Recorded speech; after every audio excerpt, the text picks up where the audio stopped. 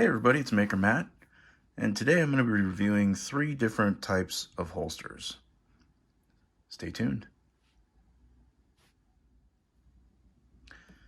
Thanks for tuning in, YouTube fans. Today we're going to be reviewing this Cusiac leather holster, this lock leather holster, and this Qseries minimalist holster. So this is a follow-up video to my review of the Urban Carry lock leather holster. It's got quite a few views and a lot of comments, and we're gonna review why so many people don't like this holster, and we'll go through the good things and the bad things. Mostly with this video, I just want people to be able to see that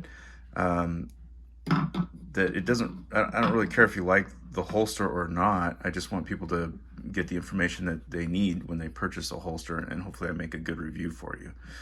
So if you want to look at my lock leather holster review, I'll put a link here somewhere, maybe. I don't know how YouTube works.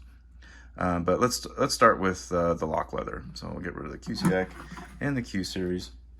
So the lock leather, the Urban Carry lock leather, comes in this nice little bag, and it shows up. And if you watch the review, you'll see that I had to trim off this. It was too long. This is a generic holster that fits many different guns. This is the 217R, and it was recommended for my Sig P365. And it's a good holster for me. It works pretty good, but what I really don't like about it is it prints on your clothes, especially in summertime, because I wear fairly form-fitting t-shirts that they're not baggy, and you can see that I'm carrying. Now, most people don't stare at my waistline because nobody really cares to look down there anyway. But the number one critique of this holster was that the trigger guard was exposed and could be somehow, possibly magically, the trigger could be fired. Well, that's just not true. Now, I don't want to get into any internet arguments with anybody. It's just not plausible to fire this gun with it in the holster. Believe me, I've tried. What I do like about this holster is there's some plastic down in here with a little rubber bumper, and it actually grabs the trigger guard and locks into place, and you can adjust the tension on that so you can get it out, but it will not come out. The retention is fantastic on this holster. But the trigger guard being exposed is a real big problem for people. Fine, good. I hear you. It doesn't bother me, and I'll even show you why it doesn't bother me in just a minute. But let's take a look and see how this weapon fits into this holster. Now, just so everybody knows, this weapon has been safety checked and cleared. There is no ammunition in it. I'm not an idiot. As you can see, the magazine's empty, and there's nothing in the barrel. It's an empty gun. So please save your comments for gun safety for somebody who cares. And please don't comment about unsafe gun angles. It's a video. Sometimes you're going to see down the barrel. It's going to point in a least safe direction. I've never had a negligent discharge, and I'm not going to, because I'm not an idiot. So let's save those conversations for a different type of video. Thank you. All right, so this holster, when you put it in, it clicks in nice and hard. You can hear that click, and the retention is really good. It's not going to fall out on its own. There's just no way it's going to come out on its own. It's in there pretty good. I've loosened it a bit so that I mean, you obviously want to be able to draw it without it being too much of a problem. If I can't get it out of my pants, then it's not really good when I need it. If I'm yanking up my whole pants to get it out. But you can hear that definite positive click. And that's the one thing I really liked about this holster. And the craftsmanship's pretty good. I probably wore this daily for about 6 months, maybe a little longer. And it's held up really well. The stitching seems like it might be separating a little bit up here, but I think that's just normal break-in wear and tear. The spring clip is very strong. It's not going to come off. If you have an appropriate belt for everyday carry, this is inside the waistband, by the way, if you didn't notice, but it really grabs and it's not going to come off. You really have to try to get it off in order to get it off. It's not going to slip off your belt. I use a 5.11 belt, and you can look that company up. It's called 5.11. But my biggest problem with this holster is the way it prints. So when I have it sitting here and it's inside my waistband, I appendix carry, and all of a sudden the gun sticks out like this. And my shirt line is like right here, so it prints really hard. And you try to push it in like this and it sticks out, and my shirt line is like right here. It prints really hard. And I do have the extended pinky magazine here. I also have a 12-round magazine, but the 12-round magazine is only bigger this way, so it doesn't really print much. And I can show you the difference in that. It doesn't really print much differently. The 12-round is about the same as the 10-round. So this was the biggest problem right here. Everybody lost their shit about the hole back here. Now remember, this holster is not custom made for a Sig P365. It's just not. It's supposed to fit, like, I don't know, 4 or 5 different guns. So I get that they couldn't make it so it covers the trigger because they don't know where the release is going to be, or I don't know, but they probably should have thought that one through. But you cannot get to this trigger. Like, I can hit the back of the trigger, but I tried sticking a pen down in there and tried to leverage it so I could pull the trigger, and the only thing that happened is it popped the gun out like that. Now, if it was that far out, well, absolutely, that's stupid. You would never want a holster that kept your gun that far out. But you can see it. It does go, the trigger's over here, and you can't really get to it. Like, I don't know what you're thinking. Like, how are you going to get to that? What sort of, I suppose if I stumbled into like a tree with really long branches and it poked down in there and I fell forward in a weird bizarro world, it could be possible that it would fire the gun. I mean, I think it would be more likely for the gun to fail and just fire randomly in my pants than for that to happen. But I never felt unsafe with it. I appendix carry. This is pointed at my junk while I'm carrying. Do you really think that I'm not interested in safety? Like, if this went off in my pants, I'm not calling 911. I'm just gonna bleed to death and die because I like my junk, and if it blows my junk off, there's no point. Another thing to consider is that I'm such a dork about the safety of the weapon. I bought a 365 with a manual safety. And everybody's like, oh, why would you want that? That's yours. If you know what your safety is? This is your safety. Yeah, I know. Okay, but it's pointed at my junk. So things get weird. Things happen. But that's me. Don't worry about me. You worry about you. And hopefully this gives you some information about this holster. Now, in the other video, I showed you how exactly I had to trim this off because it stuck out too far. There's about 1/4 of an inch too far, and it would push in my pants, and it would make the gun not go in properly. Did not like that at all, but it was easy to trim, and you can check out the other video for that. All right, so let's take a look at the Qseries holster.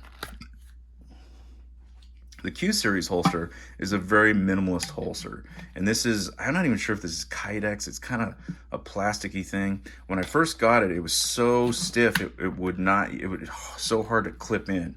Now this fits perfectly.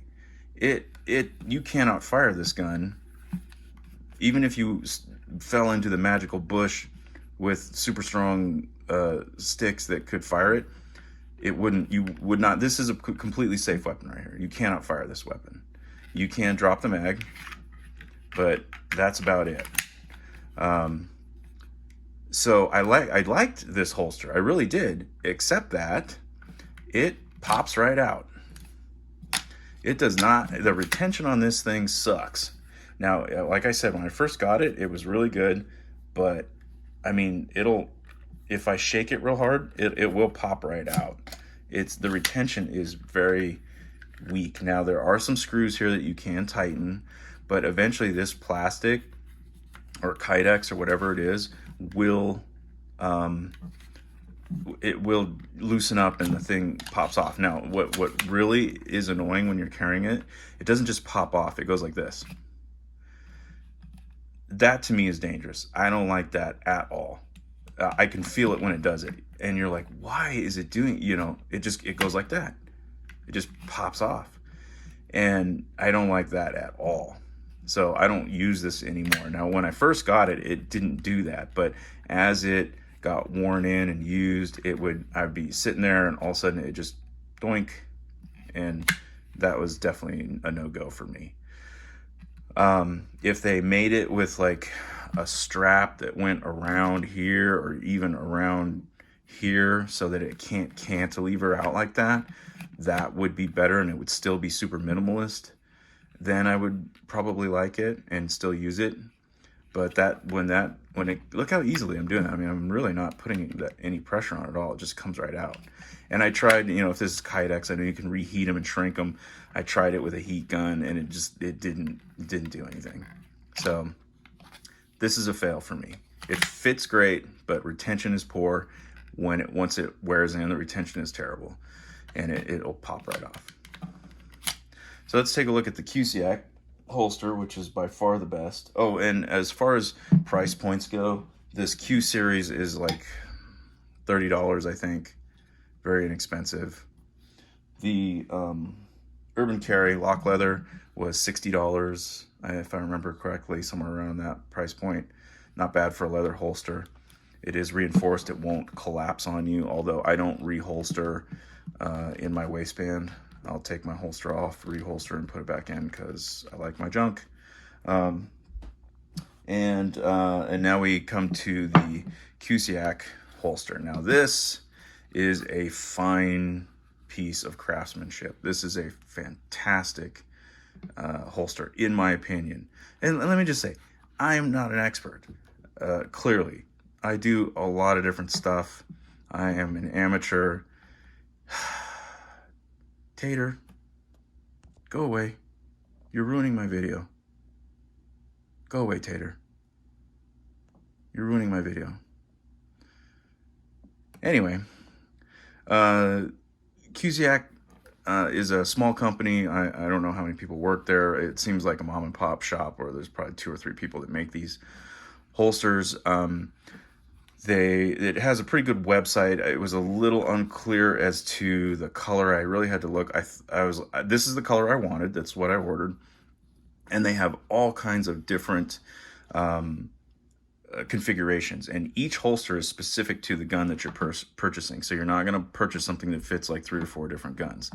If you want a Sig P365 with a manual safety, that's this one. And you select it, and they have a drop-down menu where it has all the different guns, and it's custom molded to the 365 with a manual safety. You can see it's molded right in there into the abdomen side of the holster. This was an expensive holster. It was about $170 out the door, I think, with tax and shipping and everything. I think it's $150, and it's about $20 in tax and shipping. The biggest drag with this is it was 13 weeks for me to get the holster from the time that I purchased it, which is fine because they said on the website it will be 12 weeks. and they were pretty close. It was 13 weeks. It was kind of like Christmas when it came in the mail. I was like, woohoo! So this holster comes with this, comes in this nice little bag from Cusiac leather, and it comes with this little card with instructions on how to care and how to use your holster. They recommend taking a shopping bag, like a Target bag or something like that, or something you get from the supermarket. Cut the ends of it off, wrap it around the gun, put that into the holster, and then walk around with it for a day like that. And then that makes it it gives a little bit of stretch in the holster so that it fits. Now mine fit really well when it got here. It was nice and tight, but not too tight. It was a much better fit than the lock leather. The lock leather was way too tight. It would rack the slide when you put it in like that, and it was just way too tight. This holster fits fantastically, and it really holds the gun. It has excellent retention. Now, it doesn't lock in like the lock leather one does. That would be cool, but this one, I mean, it would probably take years for it to get slippery enough to really just come out. I mean, I really got to pull on it to get it out. It probably has about the same retention as the lock leather. The spring clip is fantastic. It's got a really tight spring clip, just like the lock leather. That is not coming off. I use it with my my 5.11 belt, and it's fantastic. Now, the reason that this holster is so pricey is because of this little gizmo right here, which is called the claw. And the claw, as you can see, has a little hook in it, and what that does is it forces, so this the spring clip goes over your belt, and then this goes behind your pants and behind the belt, and it pushes this in to your waistband. Now, that angle is more anatomical. That is what your body does. Nobody's body is square like this. That's why it would imprint so much with the lock leather, because you would need the handle to only have to stop right here in order for you to not imprint. But with the claw and a belt, it pushes it in like this. And now, with this holster, I can wear this extended mag and these extended pinky magazines and hardly print at all. I mean, you can still see it, of course. If you look, you will see I'm carrying a weapon, but it's minimal. And I feel much better walking around with this on, and just knowing that nobody's going to see it at all. Nobody's looking. They're not going to see it. And that's what I wanted. Now, if we take a look, this is going to piss everybody off. Holy S-balls. There's a gap between there. The trigger guard is not completely covered, so this would be a fail in a lot of experts' opinions. This holster is a fail. It does not completely cover the trigger guard. I've heard that in many reviews.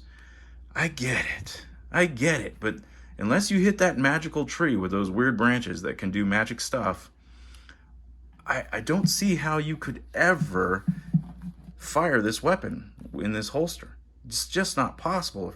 If you couldn't do it in the lock leather one, which was much worse, there's no way you're going to be able to do it in this one.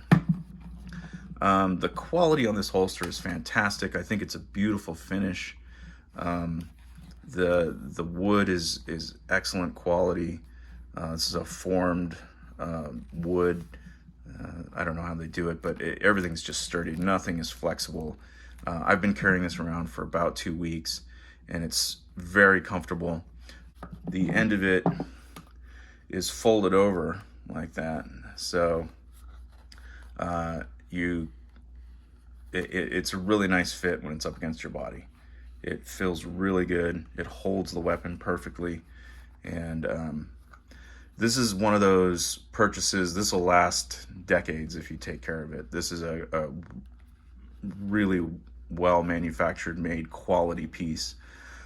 They say that it is coated with some sort of something that makes it like Kydex. As you can see how stiff this thing is, it's not going to collapse in your waistband, and it holds its form, and so it's like a Kydex holster, but it is leather.